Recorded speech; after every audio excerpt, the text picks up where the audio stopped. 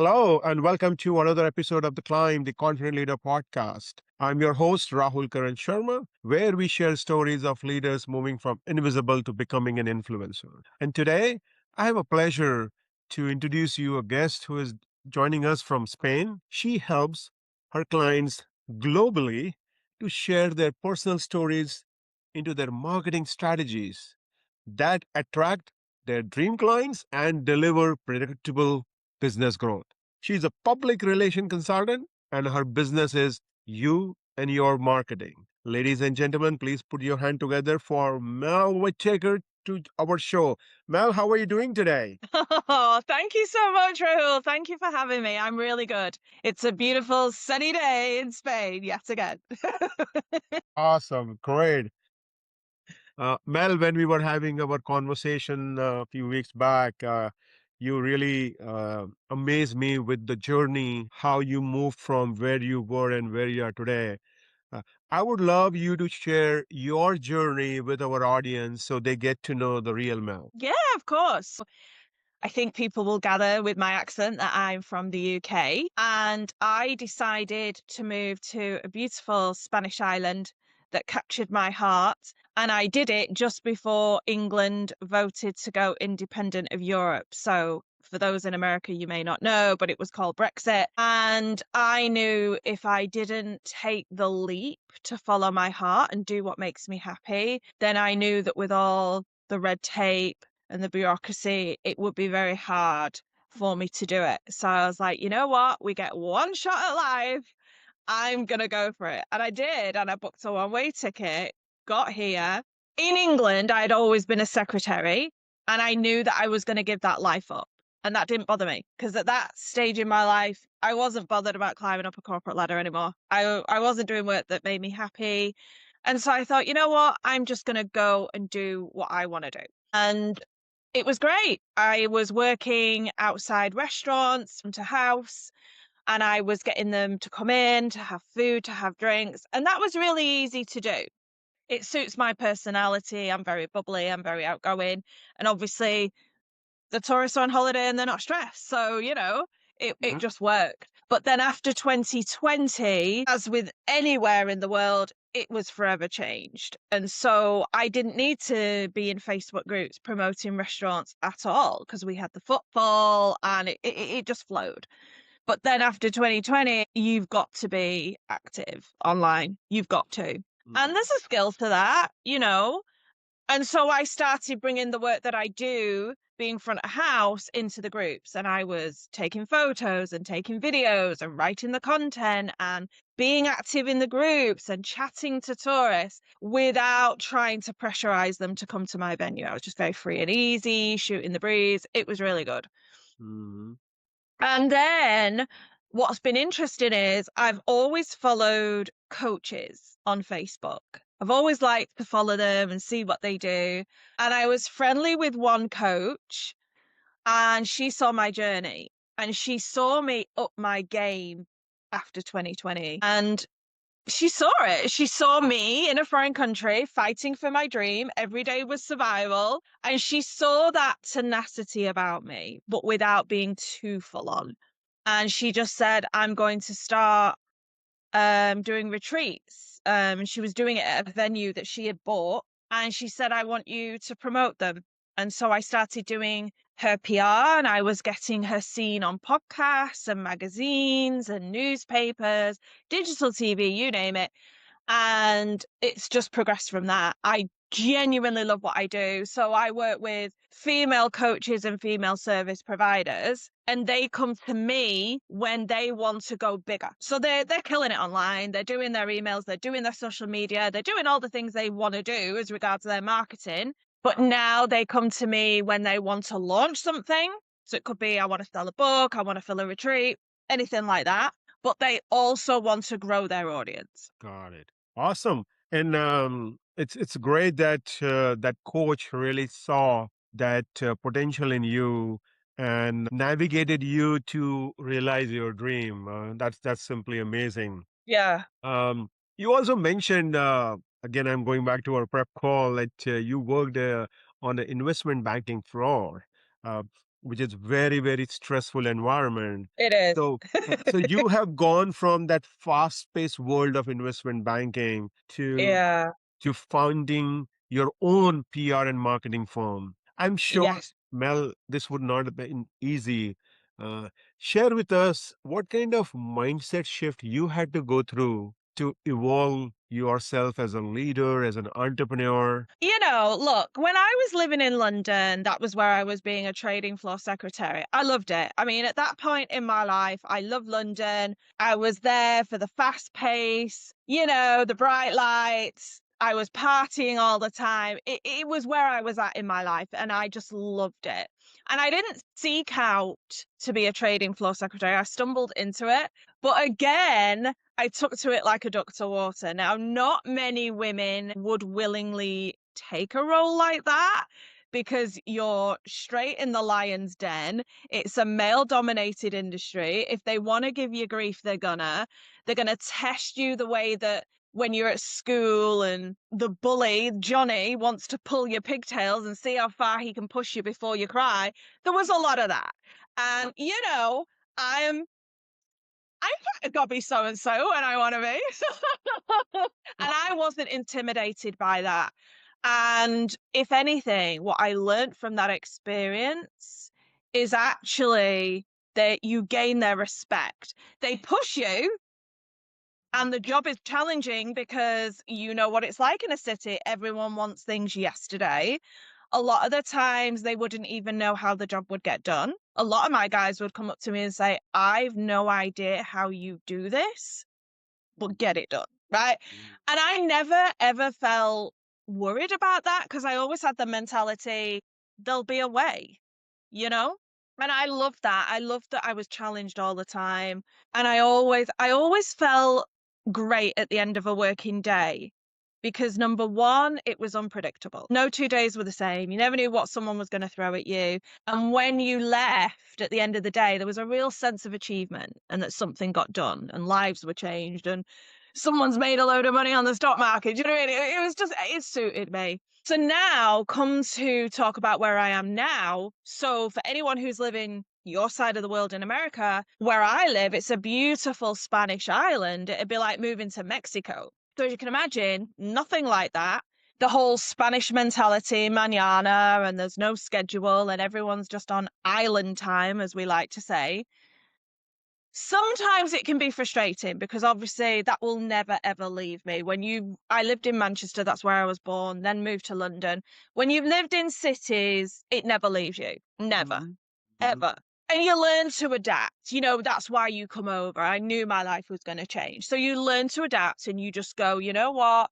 There's no point moaning that there's no structure and that they're not trying to get this done. Just release it and it will happen when it happens. So that can feel quite annoying. As regard changing who I am and evolving as a person, I embraced it all as soon as I got here. I loved being front of house for restaurants. I just was doing what made me happy. And some people love to moan out here. They're like, oh, and they're moaning about their job. And I just never, ever, ever had that mindset. Because I was like, we're in sunshine every day of the year. Yeah, you could be stuck in an office.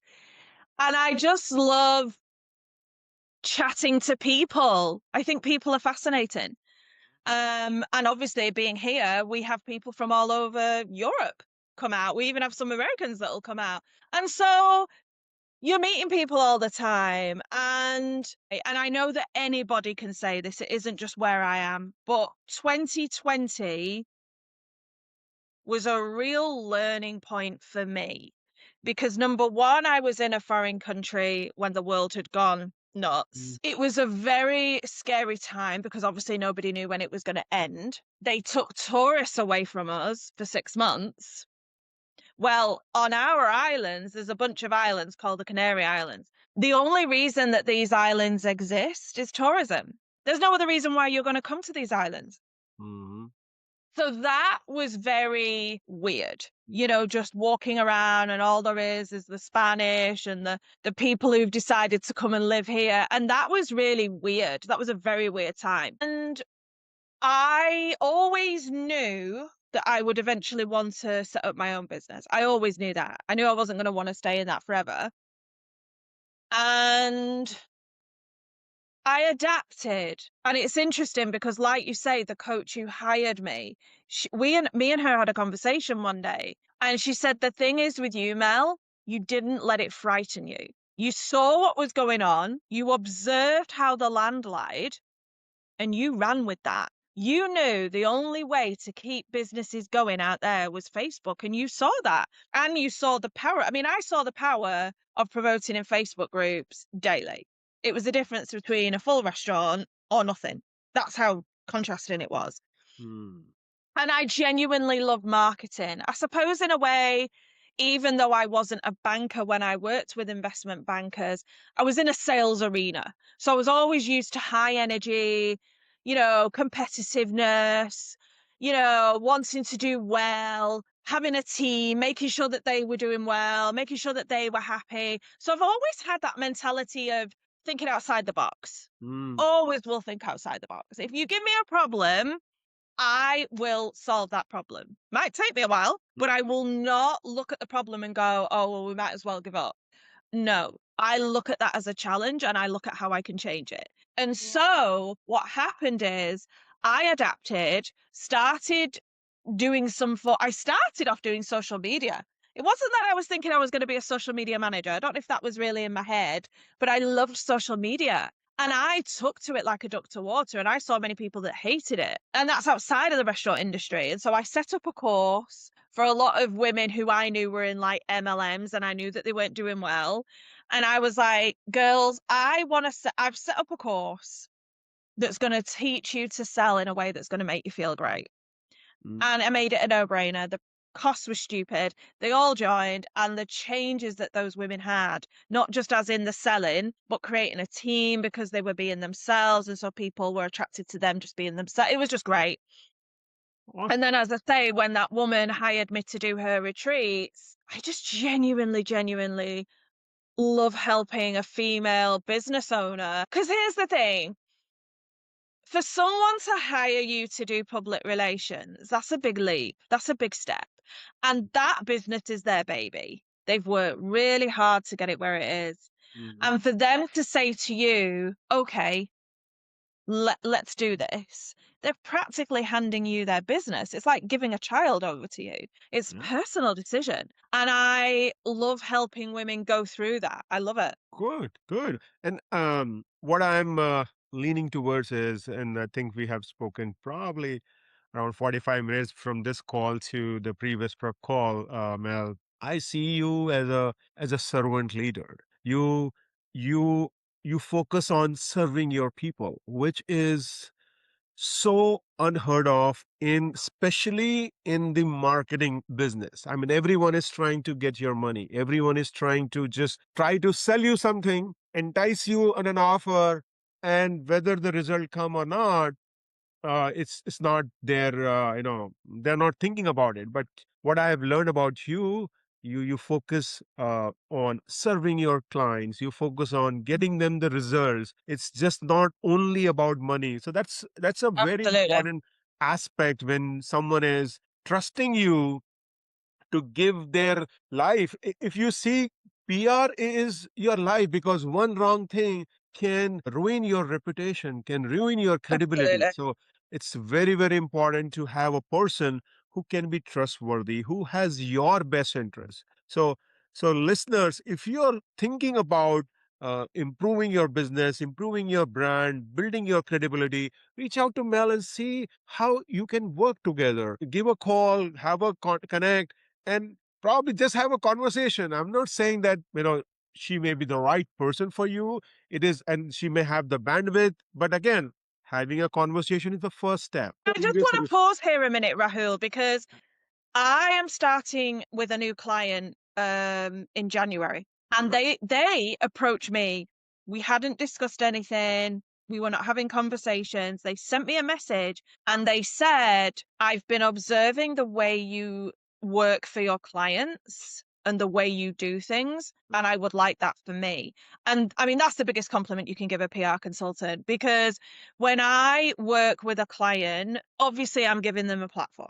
But I am very conscious of what I'm doing because it's not about me, it's about them. And so for me, I want them to get the best interview possible, whatever, genre that is, whether it's a podcast or a magazine, I don't care, but I want them to get the best result. I want them to be happy and I want it moving the needle forward because that's why they hired me. And I take my work seriously. I'm all about the fun. I'm all about the fun. But when it comes to the nitty gritty and getting things done, I 100% care on how it's carried out. Absolutely. And I think that is why people are coming to you. That is because your work speaks more about you than you talking about yourself. So that's kudos to you Yeah. and the process, the thought process that you have. Now, Mel, you mentioned that you primarily worked with female coaches. What, from your experience, is the biggest branding mistake most women in leadership when they are trying to build their brand? What is that mistake that they do to build their online presence, or you can call online reputation or online brand? Uh, You hear this a lot, but it's going to play out in 2026, and this is why I'm going to say it. And especially women, because as women, we love how things look, right? And I am 100% going to say that I love my website, 100% love it. But it's very easy to get bogged down with how the website looks, how the social media looks, and get it all, the fancy colors and flashing icons and whatever you want to do, right? Before I take on a client, I have to make sure that their website and social media looks good. So I might sound like I'm contradicting myself, but I'm not. So what I want to say is, yes, have the online presence, of course, and have it looking good. But some people get so into that, Mm. and what they don't realize is your marketing needs to be a tool. It's like me going into a toolbox and finding the right tools for the right job. Okay. So, what people need to do when they're looking at their website and their social media is think to themselves, and this is so important. I've started talking about it, funnily enough, today, and I'm going to carry on through right till we go into January. If your website and your social media doesn't tell your personal story, you are going to struggle to grow your business. And the reason that I say that is, and this is going to become so big in 2026, it really is. I'm seeing it. The writing's on the wall. The way consumers purchase things, and that can be a product or a service, they want to see the face behind the brand. We know David Beckham. You see him endorsing toiletries, aftershave, fashion, sportwear. You see him as the face for that brand. Okay. Now you could turn around and go, well, I'm not David Beckham. I'm no big celebrity. But it means that people now, they want to know. It's not just about seeing you, but it's about knowing who you are. Now, here's something. Next year, this is how it's going to play out. You need to be telling your story, and you also need to stand in your truth and your power, not just about your skill set and the services that you do, but you need to come forward and let the world see what you feel very strongly about. Now, I'm not getting controversial here because I know politics and religion can cause a whole load of problems, and I'm not even going down that route. But what I'm saying is, when you are willing to step forward and say, this is me, this is my story, this is like you've asked me, how did I come into doing what I'm doing? And let people see what you're passionate about and why you do what you do. Maybe that contributing to charities is very important, right? Or there might be a cause that's really close to your heart and you want to talk about that. Or you might want to say in your marketing, I absolutely will not be involved with XYZ. So if anyone's doing that, don't even approach me. Like, I want people to realize people are observing so much. So when I say have a fancy website and social media, by all means, but it's not going to steal the deal. Because Right. here's the thing, if someone's weighing up a few people and thinking, well, it could be one of these three that could help me, if they see something in you that they respect, that they go, I like the way that that person shows up to life. I Mm. like the way that that person isn't afraid to speak their truth. that's going to seal the deal. Because if you're trying to hold back, hoping that if I put myself in a box, everyone will want to hire me, that's not how that's going to play out. So I'm not saying be controversial. Yeah. What I'm meaning is you've got to let people see what you stand for. Well, it's just when people see your story and then see why you're in business and what you're passionate about and why you do what you do and who you want to help. You know, you could be someone, let me give you an example as simple as this. You could be a woman or a man who does work and you want to help one parent families because that is near and dear to your heart. Or you might want to help. I mean, look at what's happening in America now where SNAP benefits have been taken away. You know, you could be out there online making loads and loads of money and say, I cannot sit by and watch this happen. I'm going to start giving money to my local community so that families in my area are not starving. You've got to have the gumption and not be afraid of rocking the boat and not even worried what the backlash could be. You know, some people might say, oh, I don't want to say things like that online because people might not like it. You're a Mhm. business owner. You get to say what you're going to do. And if Mhm. people don't respect your choices, that's fine. We all get to say how we're going to show up to life, but don't be afraid to stand in your power and say, I'm not going to stand and watch this and I'm going to support it. Or I don't agree with that. I'm walking away. That doesn't wash with me. That's not how I show up to life. When you are brave enough to stand in your truth and your power, people are clocking it. Correct. And I think you're bringing a great point here, Mel, that if you are just focused on the exterior part, which is the website, which is your social media, and not work too much on your interior part, which is your mindset, which is your thought process, which is why you do what you do, people are not going to buy. People will buy you. People is Yeah. not going to buy you because of your website. They want to buy you or product from you because of you. So Let me I give you an agree. example. Mhm. I was on a call with a lady yesterday. We met on Threads, which is how I met you. Mhm. Yeah. And she was like, "Oh my goodness," she checked me out because we've been talking for a little while, but never really progressed anything. And I wasn't even trying to get her as a client; like that was not on the radar. We were just chatting over the weekend, and she could see something in my bio, and she was like, because we were talking about how marketing was going to be in 2026, and I was just giving my little two penny, and she was like, "I've just checked out your bio."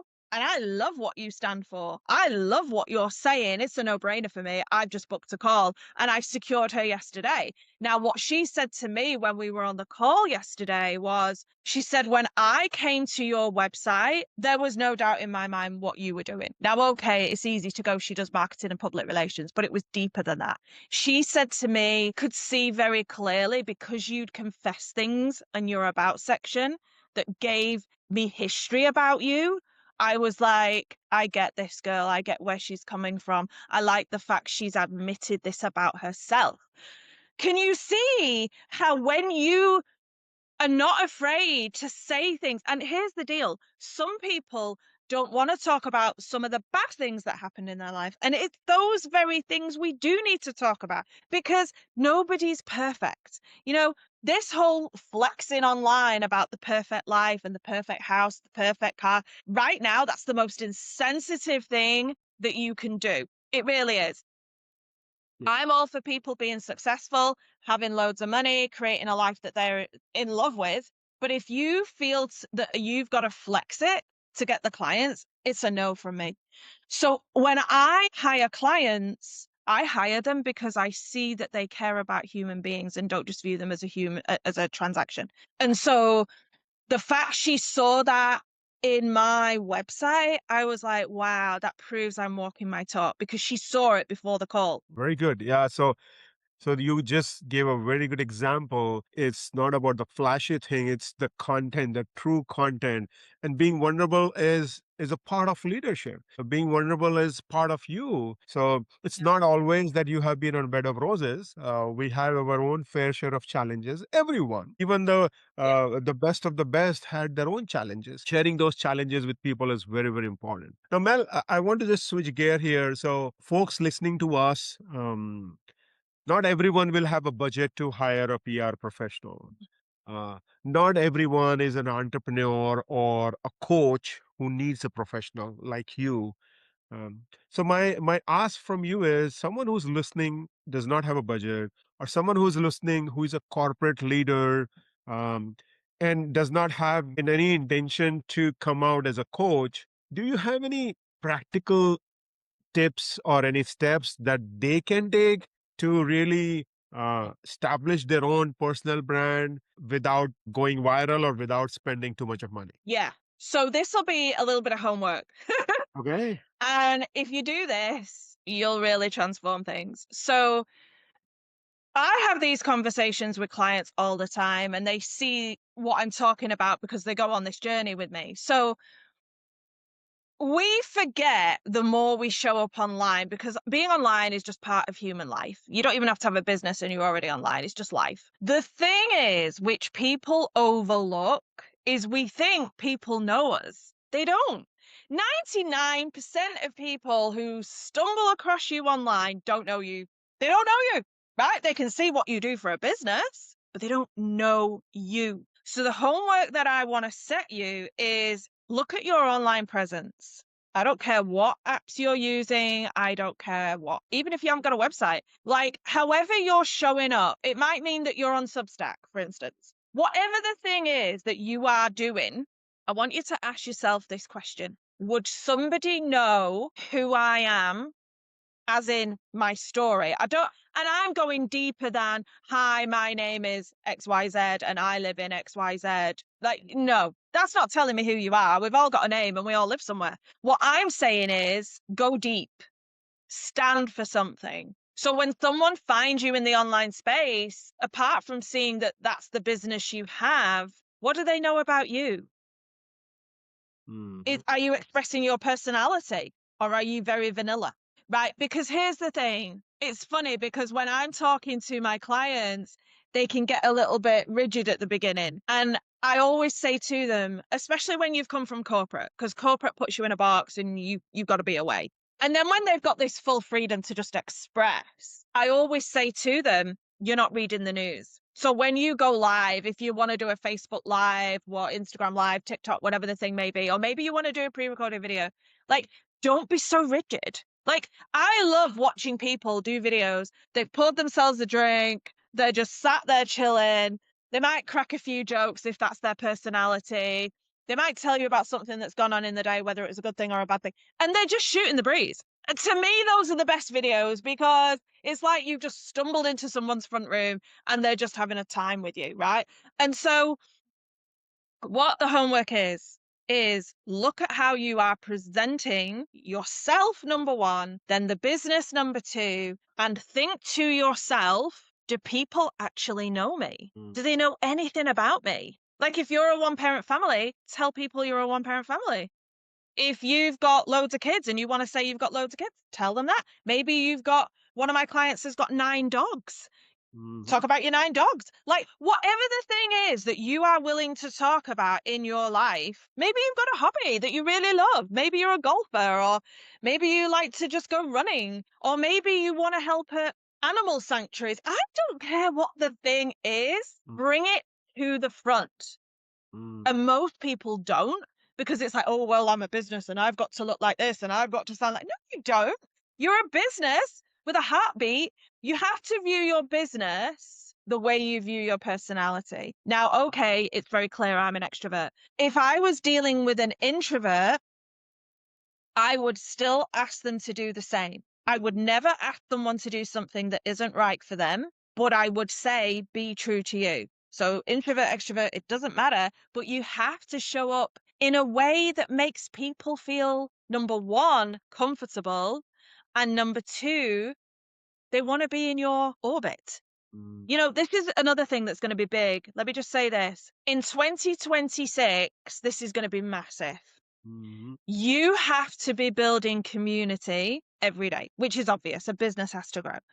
But here's the thing. I am seeing daily people coming onto social media and saying, I want to be around people that get me. I want to be around people that understand me. How many times do we hear of people, they'll join a mastermind, and as soon as they join it, they're like, oh, I don't fit in here, right? We hear it all the time. So you need to whether you're doing the community online or offline, or maybe you do both, do it with heart, show people that you care, Mm, and the right people are gonna turn up. It's that simple. mm. Wow. So I think what you have just mentioned is probably a worth $500 masterclass, which is uh, focus on your own self. And this what Mel just gave us the practical step is not requiring any investment from you, but not monetary investment, but definitely time investment. So you need to really invest time in identifying who you truly are. What are you trying to portray when it comes to your online presence? And is it truly matching you or is it someone else? So Mm. do that homework. I'm very confident that will help you in building your brand, whether you are a coach, whether you're a corporate leader. And from a corporate perspective, I think this also you can do as when you are working for a team, how other team members are perceiving you. Do they really know you or do they just know you by your name and a title? I think that is another challenge I see in many corporate professionals. They don't get time or they don't take time to really know people behind the laptop or behind the computer. There's a Do you want to let me just say something, Rahul? When I lived in England, and I'm still in touch with him now, I had a male boss and he was amazing. He was very much into manifestation. He was into affirmations. He was into the positive attitude. Every single Monday morning, the whole of the office would come together. Each department would talk about what they're doing. He knew everyone by name. I mean, he was a CEO, we should know, but he knew everyone by name. Um, and he was, he's a bubbly person anyway, so it would follow.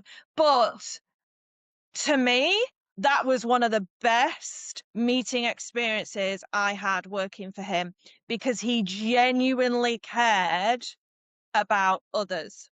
So Mm, even though you may be in the corporate arena and you're like, well, I don't get to do that, that, and that, like a business owner would, think to yourself, okay, I'm in the corporate arena, but how can I do my job to the best of my ability, bringing my personality?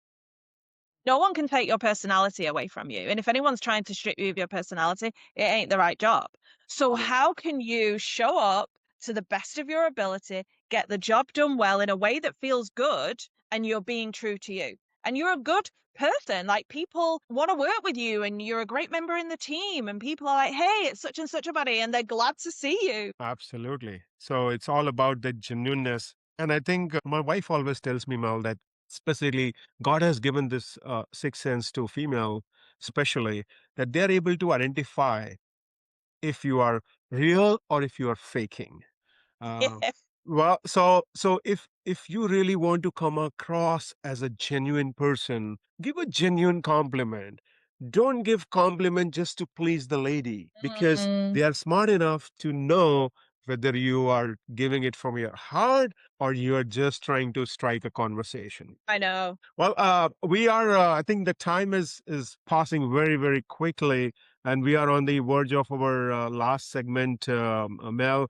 But before we move to a rapid fire round, I want to give you an opportunity to tell our listeners who have been excited to learn about you and very excited to know more about you and work with you, how they can reach you and what's something they can expect when they work with you. What are those outcomes that you really work together with them? Yeah, so you can find my website, which is youareyourmarketing.com. You can find me on Instagram with the same account name, You Are Your Marketing. You can find me on Threads with You Are Your Marketing, and you can find me on Facebook and LinkedIn under the name Melanie Whittaker. And I've got pink hair, so you can't miss me. As regards people working with me, people always say, because I like to say what people have said rather than what I think, because Mhm. that's what's important. They all say you make it fun, you make us fall in love with marketing, and you hold us accountable, and you're firm when necessary, but you're a laugh as well. And it's a good mix. And you're there for the wobbles. You're there for when we're feeling like, oh, I don't know if I can do this. And you push us to be the best we can be. And that's what I want for everyone. I want them to be amazing. Absolutely. And I think it's something that you only get to know the result if you get an opportunity to work with someone. And this is I always learn from my father. So if your mindset is to get the positive result, you will get it. But if before working, if you always have those doubts whether this will work for me, whether she's the right person for me, then you know what? The universe is not working towards you. The universe is Mm. working against you. So go with the positive mindset. Yeah. And I'm very confident that you will get the results that you are looking for, because Mel here is more of a facilitator. The real job needs to be done by you. Mel will give you direction, Mel will guide you. But the ultimate work, the grunt work, has to be done by us as her, clients. She can only bring us to close to water, but we need to drink that water. Let me just embellish on that because I say this all the time with my clients, and it's really funny Mhm. because these new clients I'm going to onboard in January, we're communicating regularly, and they're just so excited to start.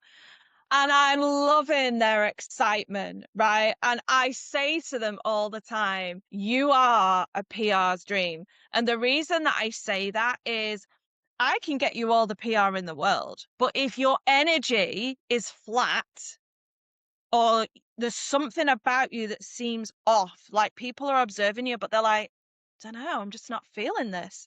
Then the PR's irrelevant, right? So I can't teach people to be passionate about their business. That's either in you or it's not. And so even if you don't do PR and you're doing the marketing, as I've said with that homework, do people know you? So if you look at your marketing and think, I don't think people do know me, start bringing this to the forefront, but then also do it in a way that feels really good to you. Because if you're not excited about what you're doing, why should they be? Correct. So that's Mel Whittaker for you, ladies and gentlemen. We will now move to our rapid fire round where we will be asking 5 questions from Mel, and we'll love to know different side of our personality. Mel, are you ready, my friend? Go Okay. on. So the first one, a quotation you live by. Oh, Is it- it's funny because I was talking about this just this morning. I don't know if it's really a quote, but I'm going to be honest. Business is not easy, and there are going to be times where you're like, "Why am I even doing this?" or "I'm having a really bad time." And so, what I want to say is, get rest, but don't quit. Hmm. Wow. Very well said. And then I really, second that thought, because most of the companies, or 80% of the companies, according to research, they do not survive 3 years in the business. Mm, And if you are a supporter, or if anyone that you know who is starting a business, if you want to help, if you truly call them as their bestie or as their well-wisher, help them in their first 3 years. Because after that, they may not need your help because they're already successful. Uh, exactly. Second one, are you a morning person or a night owl? Oh, this is such an interesting question. Right, let me tell you something. I naturally am a night owl. I wake up roundabout. So for me, it's nearly 4 o'clock in the afternoon for me right now. This is when I really like wake up. I'm like, let's go, people. So my body clock is like, let's do the day now. But what's interesting, and I haven't how you hear about the 5 a.m. club, and I'm not a part of that, and I never will be. But what's interesting is, and it's not because I've wanted to jump on a bandwagon, I was feeling a bit tired one night. So I was like, don't fight the sleep, go to sleep, which then meant I woke up early. Mhm. And I've started waking up earlier and I'm loving it. And let me tell you why. There's no noise. Most of the people are still asleep. There's zero interruptions. There's no notifications going off left, right, and center. And I've got most of my work done by 10 o'clock in the morning. And it's allowing me the breathing space in the day to go, hey, I'm good. I can do whatever I want now because I've got all my work done. So I'm transitioning over to being a morning person, but I'll still always be that night owl. Okay. Okay. Um, what is one daily routine you never skip? Well, I do skip it a lot actually, which is ironic, but I want to not skip it. And so I'm going to say this. and that is going for walks daily. And it's very hard because you get so into what you're doing and you say you're going to do it, and then something else crops up. And what I am going to start doing is scheduling in my calendar to go for a walk. That walk may only be a 20-minute or 30-minute walk, right? But I think it's very important for two reasons. You need your exercise, but also when you go for a walk, you gain inspiration. Hmm. Absolutely. I will second that too. It's very, very important, just not just to move your body, but to move your mind as well. Okay, the fourth one, uh, tea or coffee before your client meeting. Oh, I'm a coffee person. Absolutely love coffee. All righty. The final one, if your career were a Netflix series, what would be the title of season one be? This has just come in my head. This is crazy as hell, but I'm gonna say it. Go get him, Tiger. Wow. Go get them. Go get them, Tiger. Yeah, go get him, Tiger. And the reason that I said that is it's so easy to be in your head with fear and self-sabotage and oh what if this and oh what if that, and we're so in our heads that if we just went, just go and do it. What, I always say to my clients, if you or someone else is not going to die, give it your best shot. Mhm. Yeah. All right. Well, now we have truly come to an end to our show. It was great interacting with Mel, getting to know her about business. But before I let her go, I just wanted to share my learnings from the show. And now, listeners, this is time for you to put it in comments. What is the biggest takeaway? If you're watching us on YouTube, definitely write down the comments. And if you're watching or if you're listening to us while driving, hold on. Don't type while driving, but when you reach home, when you reach your destination, then definitely do mention your biggest takeaway. So for me, the first one that happened when Mel was transitioning from where she was to where she is now is the coach. One of the coach actually helped her in unleashing her potential. And my takeaway from that is sometimes things may be in our blind spot.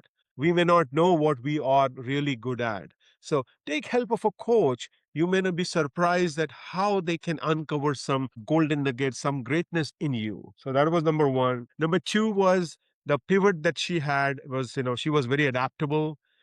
She was known as a problem solver. She was always thinking about the box. So, if you really want to create an impact, if you really want to have your own brand, be the person where people enjoy speaking with you. Be the person where people get positive energy from you.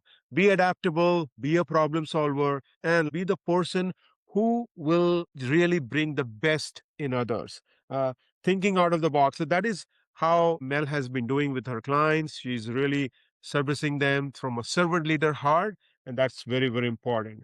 Uh, Another practical input that she gave is most of the time, one of the bigger mistake that we make, or most of the coaches make, is we focus too much on the website. We focus too much on the exterior part of our business. According to Mel's experience, it is all about the internal part. Sharing with people why you do what you do will really make more impact rather than those exterior things, those cosmetic things. They are important, but that is not the only thing that will get you business. And finally, the practical step for someone who do not have budget, someone who don't want to hire, or someone who just thinking about building their personal brand, the steps that Mel mentioned was look at your online presence and ask these things. If your online presence is a true mirror of who you are, is it really letting others know about you as a person? If not, then it's the time for you to evolve your online presence. So that's what we had from Mel's learnings from today's show. Mel, once again, thank you for joining us. Wishing Oh, you good luck, thank you for lots of having me. success. Yes. All right. You take care and have a good one. Bye now. Bye.